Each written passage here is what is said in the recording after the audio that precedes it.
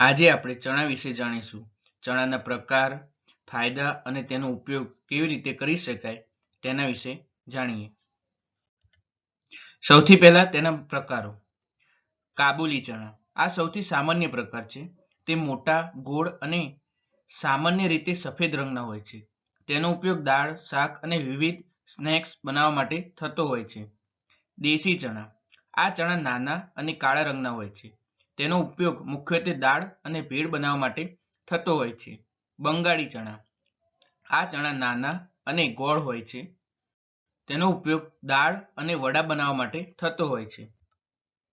ચણાના મુખ્ય ફાયદા શું હોઈ શકે તેના વિશે જાણીએ. પાચનને સુધારે છે. ચણામાં ફાઇબર ભરપૂર માત્રામાં હોય છે, જે પાચનને સુધારે છે અને કબજિયાતથી રાહત આપે છે. વજન ઘટાડવામાં મદદ કરે છે. ચણામાં પ્રોટીન અને ફાઇબર ભરપૂર માત્રામાં હોય છે, જે વજન ઘટાડવામાં મદદ કરે છે. તે લાંબા સમય સુધી પેટને ભરેલું રાખે છે અને વધુ ખાવાની ઈચ્છાને દબાવે છે. હૃદયને સ્વસ્થ રાખે છે. ચણામાં મોજૂદ પોટેશિયમ, મેગ્નેશિયમ હૃદયને સ્વસ્થ રાખવામાં મદદ કરે છે. તે બ્લડ પ્રેશરને નિયંત્રિત કરવામાં પણ મદદ કરે છે. ડાયાબિટીસને નિયંત્રિત કરે છે. ચણામાં ગ્લાયસેમિક ઇન્ડેક્સ ઓછો હોય છે, જે ડાયાબિટીસને નિયંત્રિત કરવામાં મદદ કરે છે. તે બ્લડ શુગરના લેવલને સ્થિર રાખવામાં મદદ કરે છે. હાડકાને મજબૂત બનાવે છે. ચણામાં કેલ્શિયમ અને ફોસ્ફરસ ભરપૂર માત્રામાં હોય છે, જે હાડકાને મજબૂત બનાવે છે અને ઓસ્ટિયોપોરોસિસ જેવા રોગોથી બચાવે છે. રોગપ્રતિકારક શક્તિ વધારવામાં મદદ કરે છે.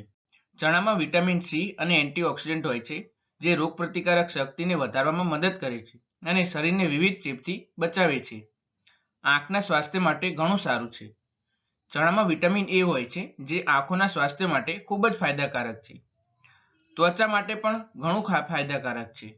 ચણામાં એન્ટી ઇન્ફ્લેમેટરી ગુણધર્મો હોય છે, જે ત્વચાની સમસ્યાઓ જેવી કે ખીલ અને એક્ઝિમાને ઘટાડવામાં મદદ કરે છે. હવે આપણે ચણાને આપણા રોજિંદા આહારમાં કેવી રીતે સામેલ કરી શકાય તેના વિશે જાણીશું. નાસ્તામાં ચણાની ખીચડી ચણાની દાળ, ચોખા અને મસાલાને મિક્સ કરીને એક સ્વાદિષ્ટ અને પૌષ્ટિક નાસ્તો બનાવી શકાય છે. ચણાની ચટણી ચણાને ઉકાળીને, પીસીને અને મસાલા સાથે મિક્સ કરીને એક સ્વાદિષ્ટ ચટણી બનાવી શકાય છે, જેને ઢોકળા, ઇડલી અથવા પરાઠા સાથે ખાઈ શકાય છે. લંચમાં ચણાનું શાક બનાવીને ચણાને વિવિધ શાકભાજી સાથે ઉકાળીને એક સ્વાદિષ્ટ શાક બનાવી શકાય છે. ચણાનું વડું ચણાના લોટમાંથી વડું બનાવીને તેને તળી શકાય છે. ચણાની દાળને ચોખા અથવા રોટલા સાથે ખાઈ શકાય છે. ચણાનું સલાડ ચણાને અન્ય શાકભાજી અને મસાલા સાથે મિક્સ કરીને એક તાજો અને સ્વાદિષ્ટ સલાડ બનાવી શકાય છે. ડિનર ચણાની પાણીપુરી ચણાને પાણીપુરીમાં ભરીને એક સ્વાદિષ્ટ સ્નેક્સ બનાવી શકાય છે. ચણાની ભેળ ચણાને વિવિધ મસાલા અને શાકભાજી સાથે મિક્સ કરીને એક સ્વાદિષ્ટ ભેળ બનાવી શકાય છે. ચણાનો સૂપ ચણાને વિવિધ શાકભાજી મસાલા સાથે ઉકાળીને એક ગરમ અને પૌષ્ટિક સૂપ બનાવી શકાય છે.